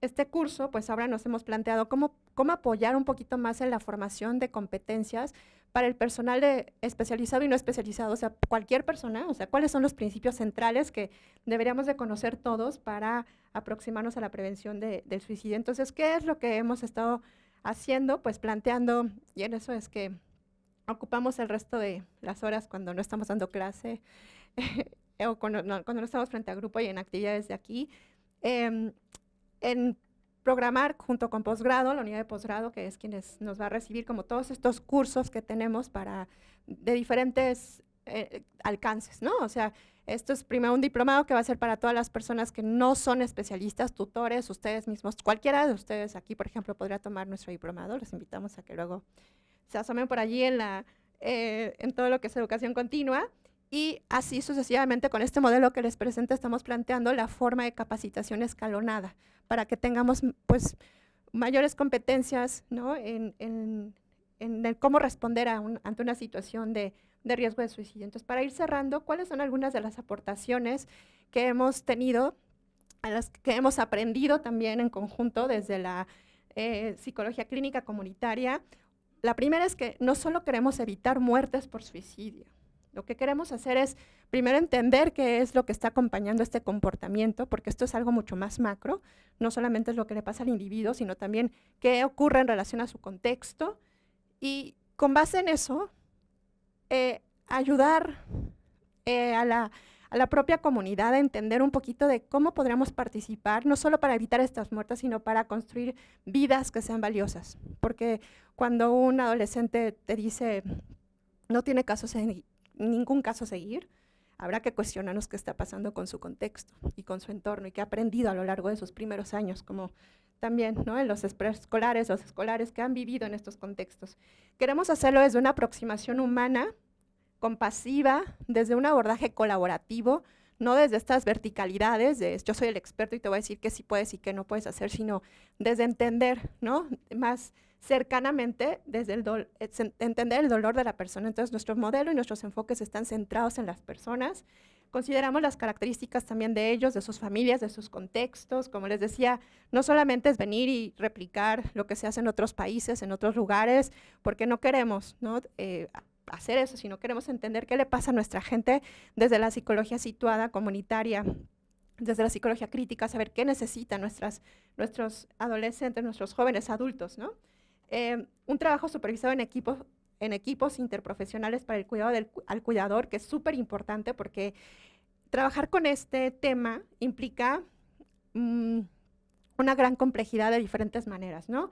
Una vasta formación profesional y experiencia clínica supervisada es necesaria, no solamente indispensable, necesaria hacerlo. Esto se tiene que trabajar en equipo porque estamos mucho más expuestos a vivir fatiga por compasión. Entonces, si no lo hacemos en equipo, lo que nos dicen los modelos basados en evidencias, todo el trabajo con suicidio se tiene que hacer desde un equipo. Entonces, para ello, por eso también fomentar el equipo interdisciplinario, interprofesional e intersectorial nos va a permitir tener una forma de abordaje más integral para las personas que tienen un riesgo. Y no solo, pues, eso, evitar muertes, sino mejorar la calidad de vida de ellos, ¿no? Esta es nada más les comparto lo que se ha hecho desde acá, es el Modoris que junto con la maestra Alejandra López construimos desde el año pasado, esperamos seguirlo aterrizando en nuestra comunidad, es un gran riesgo, pero un compromiso que también tenemos con la coordinación de los centros para ver de qué manera podemos coordinarnos mejor y atender esta problemática. Esas son algunas de las campañas universitarias que, bueno, una que tenemos, que trabajamos con DEGACO y que le hicimos justo desde los chicos para los chicos y para otros jóvenes, ¿no? Entonces es algo que también está y que se los queremos compartir para que conozcan estos recursos para la comunidad. Y ahora estamos trabajando también con la DEGACO y con SPASU para generar rutas de acciones universitarias, en particular con respecto a este tema, qué hacer cuando existe una situación de caso de riesgo inminente. Esto próximamente saldrá también y se los estaremos compartiendo. Y pues cierro nada más compartiéndoles también esta reflexión que el doctor Miguel Malo, que bueno, pues fue una persona que apoyó muchísimo desde la Organización Mundial y Panamericana de la Salud, que reflexionando, él es médico, ¿no? Y tiene un enfoque en salud pública, y entonces muchas veces me cuestionaba un poquito, como, a ver, ¿a qué te refieres con esto de lo compasivo, ¿no? Y entonces cuando yo le explicaba, él me decía, voy a tomar esta frase y la voy a dejar como una cita, ¿no? El sentido profundamente humano de la prevención del suicidio implica la comprensión del inmenso dolor que puede sentir una persona para querer terminar con su vida.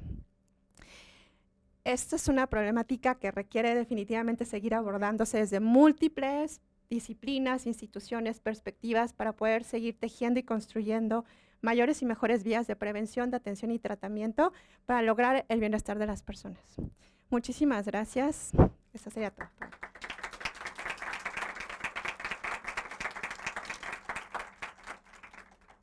Y para cerrar con broche de oro,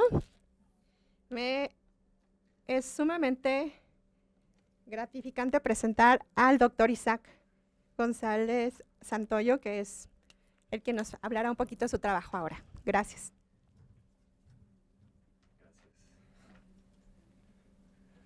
Bueno, pues muchas gracias también por la paciencia.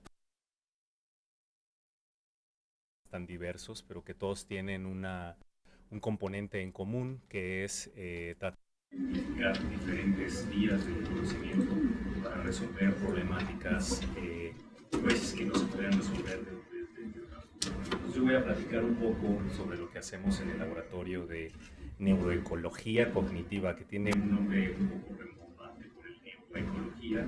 Está de moda ponerle neuro a todo. Pero voy a explicar un poco de qué se trata la línea de investigación que estamos desarrollando en el laboratorio. Bueno, primero, básicamente queremos ver cómo las condiciones ambientales, y esto es entendido sobre todos los componentes bióticos y abióticos que interactúan con un individuo, en este caso la especie humana, y que modulan conductas y procesos dentro de otros sistemas como el sistema nervioso, el sistema fisiológico de este individuo. Entonces, pues para esto y trabajar con pues, nuestra especie, es importante ir a los sitios donde las variaciones ecológicas pueden plantearnos diferentes hipótesis para poder contrastarlas con las condiciones ecológicas que vivimos actualmente en una población occidental o industrializada. Entonces, trabajamos principalmente hace 8 años, comenzamos trabajando en unas comunidades de grupos indígenas, como MEPAS, de la comunidad de la montaña alta de Guerrero, y estamos enfocados principalmente en trabajar con etapas de desarrollo en el ser humano fundamentales, que es la infancia, y es la primera infancia.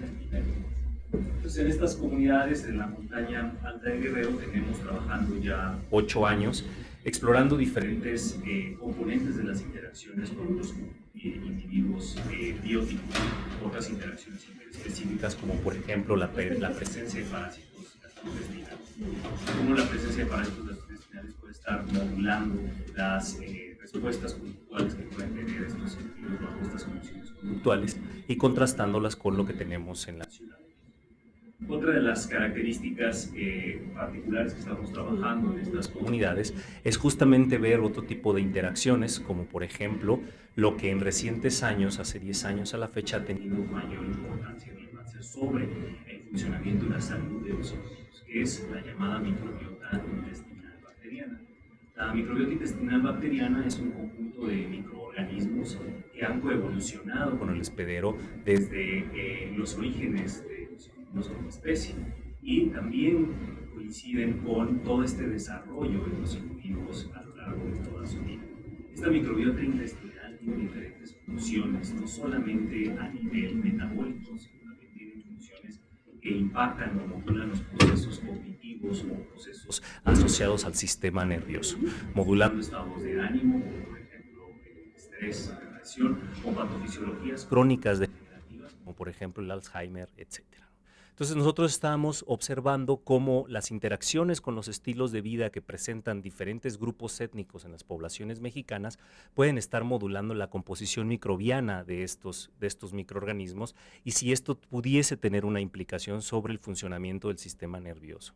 Para eso entonces las comunidades indígenas MEPA, que tienen una cantidad importante de variaciones ecológicas, cognitivas, conductuales, con respecto a lo que vivimos en una población de la ciudad, pues nos permite saber cuáles son los factores más importantes que modifican esta composición, cómo el estilo de vida está modificando la composición bacteriana y cómo está afectando su funcionamiento en el hospedero o en el individuo.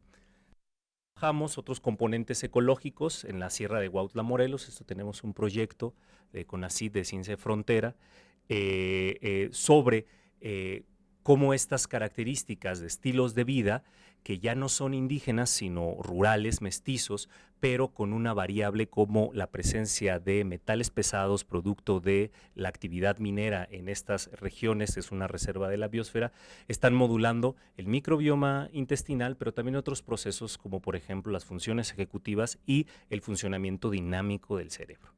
Entonces, para eso, pues no vamos a traer los participantes a la Facultad de Psicología, tenemos que ir a las comunidades y trabajar con estos componentes. Por eso implementamos, pues, técnicas de antropología social, técnicas de psicología social, combinadas con los componentes de la neurociencia y de la ecología.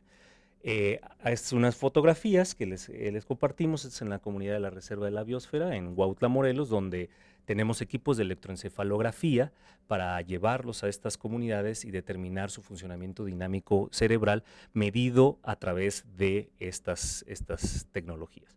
Aquí colaboramos también con diferentes instituciones más asociadas al Instituto de Ecología de la UNAM, pero también otras instituciones del norte del país que nos permiten utilizar sus metodologías para obtener, por ejemplo, los niveles de metales pesados en las poblaciones infantiles y en las poblaciones adultos y poderlo correlacionar con el funcionamiento dinámico cerebral de estas poblaciones. Como ya les había dicho, pues la infancia, la niñez es una de las etapas fundamentales, no solamente para el desarrollo cognoscitivo de los individuos, sino también para el desarrollo o el paralelismo que presentan con estos microorganismos que tienen cada vez más atención. Hay un paralelismo entre la complejidad de estos microorganismos en el establecimiento del ecosistema bacteriano en el intestino de los individuos con el paralelismo del desarrollo funcional del cerebro. Entonces, nosotros nos enfocamos en trabajar en estos grupos principalmente, ¿no? Aquí les presento un estudio que realizamos en estas comunidades MEPA, donde hicimos mediante técnicas genómicas de secuenciación para obtener la diversidad poblacional de las bacterias intestinales y cómo variaba esto con el estilo de vida de los niños que vivían en la Ciudad de México. Y lo que vimos fue un cambio muy importante en la abundancia relativa de ciertos grupos bacterianos que son fundamentales en los procesos de la comunicación con el sistema nervioso central, por ejemplo, en la síntesis de serotonina, en la síntesis de dopamina, en la síntesis de otros precursores como triptofano. Vemos aquí en la parte derecha cómo los niños indígenas tienen una mayor riqueza y abundancia de grupos bacterianos. Muchos de ellos no han sido descritos anteriormente y que eso es motivo de parte de la estancia que realicé en Uruguay, en el Laboratorio de Ecología Microbiana, para justamente describir por primera vez estas especies de bacterias, especies de bacterias y determinar cuáles serían su funcionamiento a nivel del sistema nervioso central.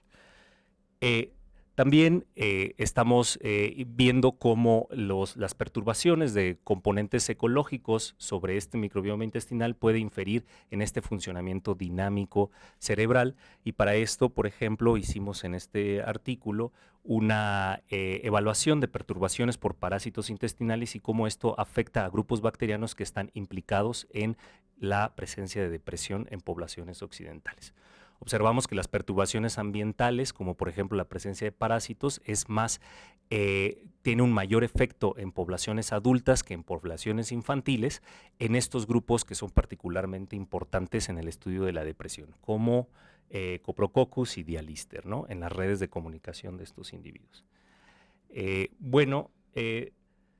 Esto es lo que estamos trabajando en las comunidades indígenas del estado de Guerrero, además de la composición del microbioma intestinal. Estamos particularmente interesados en ver cómo el acceso a diferentes tipos de dieta puede estar modulado o asociado a la conectividad funcional en estado de base de estas poblaciones indígenas.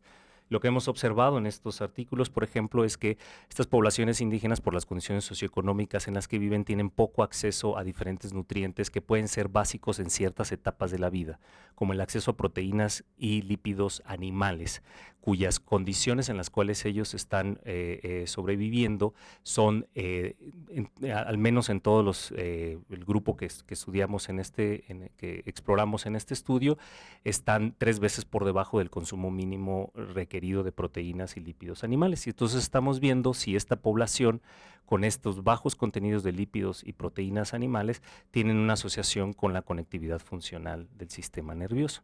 Lo que hemos encontrado es que dentro de esta población, los niños que consumen, por las características socioculturales, un poco más proteínas y lípidos animales, tienen una mayor conectividad y complejidad en la funcionalidad cerebral medida a través de electroencefalografía de base, ¿no? Entonces esto es importante porque estos efectos no se podrían observar en una población en donde el consumo de proteínas y lípidos animales es excesiva y además asociada a diferentes componentes como endulcorantes, como etcétera, ¿no? Conservadores, etcétera. Bueno, finalmente pues estamos trabajando en colaboración con diferentes universidades, el Wellcome Sanger Institute en Inglaterra, el Instituto Pasteur de Montevideo, justamente para caracterizar, hacer un mapa molecular del microbioma intestinal, principalmente en esas comunidades indígenas, donde se caracterizaron muchísimas especies que no habían sido descritas anteriormente. Ahora bien, pues en la ciudad también tenemos interacciones bióticas, interacciones con otros individuos, entonces estamos explorando, tenemos otra línea donde estamos explorando cómo las percepciones subjetivas a través de rostros, de la observación de rostros, pueden modificar componentes de interacciones sociales como el atractivo, como la masculinidad, como la dominancia, como la percepción en el estado de salud. Aquí hicimos un estudio publicado en el 2021 donde pues estamos involucrando más de 43 países, más de 11,000 participantes, donde vemos que la gente en general percibe los rostros y los puede ubicar en 2 dimensiones. Una dimensión llamada dominancia y otra dimensión llamada valencia. Y la valencia está asociada a atributos físicos, sociales favorables, como el atractivo, como la percepción del estado de salud, etc. Y eso es una constante en diferentes poblaciones en el mundo. Esto nos ha permitido también pues trabajar en otras características de cómo las características físicas o fenotípicas en los individuos pueden estar modulando diferentes aspectos de las percepciones sociales que influyen en las interacciones del día a día. Bueno, aquí trabajamos sobre diferentes aspectos de la ecología en estas características fenotípicas. Estamos viendo cómo la altura y la circunferencia de la cintura, por ejemplo, en diferentes poblaciones latinoamericanas. Utilizamos poblaciones colombianas, argentinas y mexicanas, y estamos viendo cómo esto está asociado al estado de salud, por ejemplo, en general.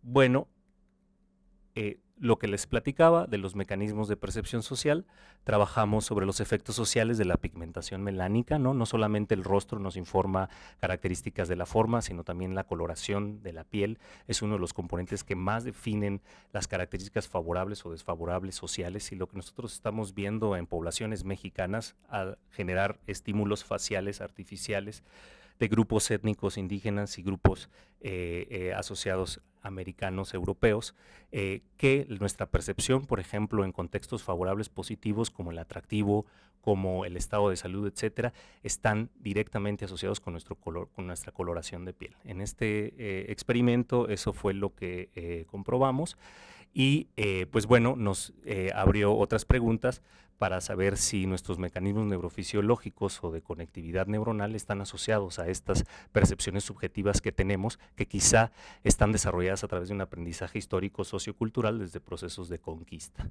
en donde el color de piel no tiene una función en la percepción social, sino tiene una función en la filtración de rayos ultravioletas y la absorción de vitamina D, y que ahora en un contexto sociocultural en poblaciones latinoamericanas tiene una influencia brutal sobre qué es bueno, qué es malo, qué es bonito, qué no es bonito. Y estamos viendo si hay una respuesta a nivel del sistema nervioso central sobre estas variaciones en respecto al color de piel. Bueno, pues si tienen alguna duda, creo que hay muchas cosas que comentar para colaborar en las interacciones. Este es mi contacto, y pues muchas gracias.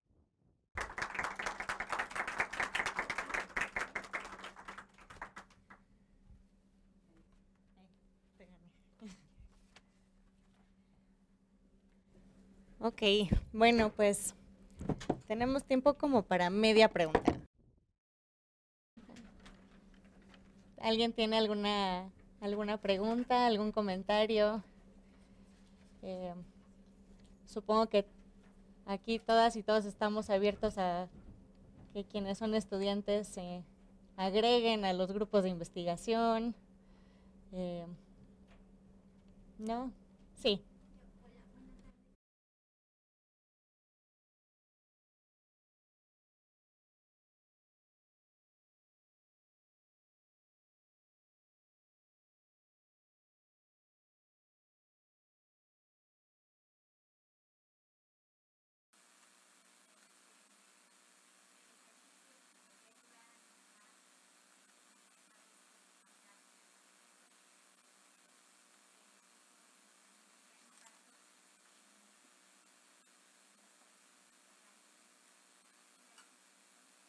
Sí, claro, desde mi pregunta se están generando cada vez mayor cantidad de evidencia sobre el efecto que tiene la microbiota, pero este efecto no es unidireccional. Es decir, que la microbiota no solamente afecta al sistema nervioso, sino que las actividades que nosotros como hosteleros realizamos también modulan esta estructura ecosistémica del microbioma. Y el ejercicio, por ejemplo, es un reciente estudio hace un año, observó que individuos con una tasa de ejercicio moderado a fuerte diariamente diversifica o aumenta la diversidad bacteriana. Eso siempre, a nivel de ecosistemas, una mayor diversidad de cualquier cosa va a ser mejor para el ecosistema, porque vas a tener los mismos recursos ecosistémicos si hay alguna carencia de uno u otro individuo que interactúa exactamente. Entonces sí, el ejercicio físico, por ejemplo, es uno de los componentes que pueden mejorar la mayor diversidad, aunado a componentes más fundamentales como la dieta.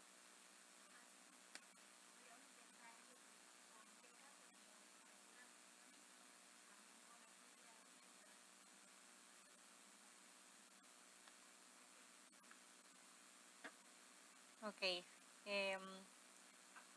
Bueno, pues yo creo, ¿quieres hacerle la pregunta de cierre?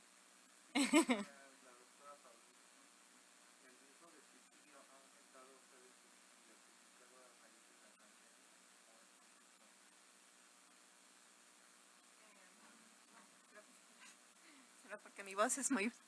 sí, no necesariamente fue a partir de la pandemia, como uno de los elementos importantísimos es contextualizar este comportamiento. Hay que ver qué es lo que pasa en la familia, ¿no? Qué es lo que hemos visto. Y por supuesto, sin duda, aparte, por ejemplo, de las investigaciones sobre afrontamiento, nos han dado también elementos muy importantes para saber que pues, los estilos de afrontamiento disfuncionales, pero a la vez adaptativos, porque lo que ocurre en su familia les ayuda de alguna manera a obtener aquello que pues están buscando y que no saben a veces cómo buscarlo, cómo hacerlo o cómo obtenerlo de otras maneras. Entonces, con la pandemia, una de las cosas que se vio es que para algunos fue, o sea, no quisiera decir que con la pandemia se incrementó por la propia pandemia, ¿no? Sino lo que quiero decir, porque incluso algunos de nuestros pacientes eran los más felices estando encerrados solitos sin necesidad de interacción, mucha más de la que implicaba estar limitados en esto.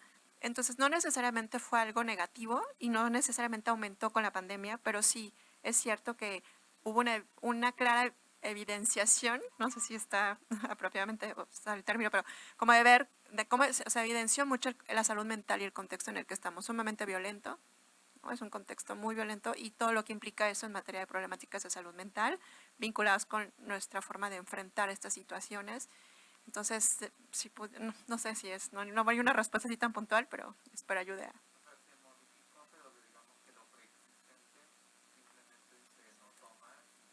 Sí, exacto. Y lo cierto es que también está vinculado mucho con una forma de afrontamiento evitativo. El comportamiento suicida no es una enfermedad, ¿no? Es un comportamiento, una conducta que surge en respuesta a esta sensación de no poder resolver las situaciones que se viven como altamente estresantes, y entonces por eso es que el cúmulo de situaciones adversas pues están muy estrechamente relacionadas con que pudiera haber una respuesta de desear no seguir vivo en respuesta al nivel de malestar que se vive. Gracias.